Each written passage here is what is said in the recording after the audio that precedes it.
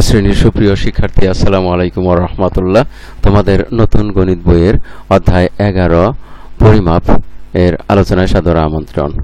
আজকের আলোচনাতে থাকছে 116 পৃষ্ঠার পর থেকে যে সমস্যাগুলো রয়েছে সেগুলো নিয়ে আলোচনা। আসো শুরু করি।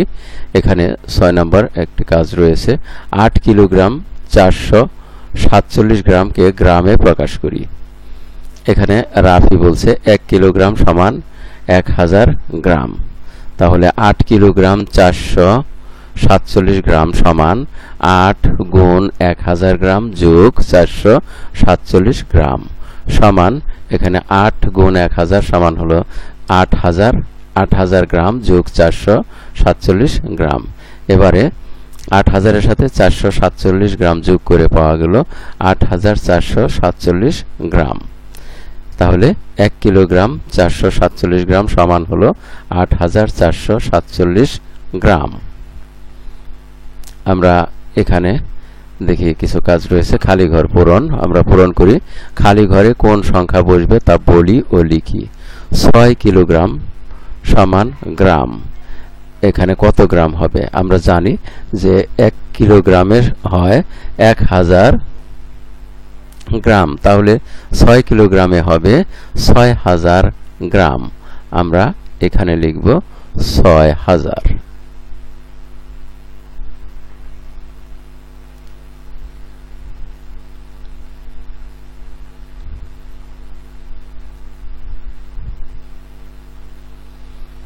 তারপরে এখানে আছে 7 কিলোগ্রাম 33 গ্রাম।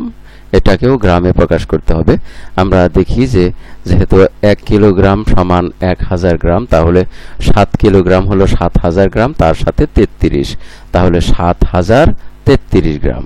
7033 7033 গ্রাম। তারপরে 4 নম্বরে লক্ষ্য করো, 3 নম্বরে 4 কিলোগ্রাম 670 গ্রাম কত গ্রাম হবে? এখানে আমরা জানি যে 1 কিলোগ্রামে হয় 1000 গ্রাম, তাহলে 4 কিলোগ্রামে 4000 গ্রাম, সাথে আরো 670 গ্রাম, তাহলে 4670 গ্রাম। 4670 গ্রাম।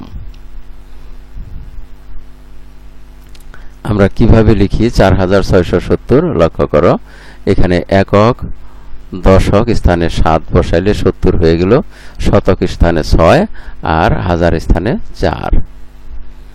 আমরা এবারে দেখি 2000 গ্রাম সমান কত কিলোগ্রাম? আমরা জানি 1000 গ্রামে হয় 1 কিলোগ্রাম, তাহলে 2000 গ্রামে হবে 2 কিলোগ্রাম। আমরা এবারে তারপরে যাব আর দেখি কি কি রয়েছে। এখানে আরো 3টি সমস্যা রয়েছে।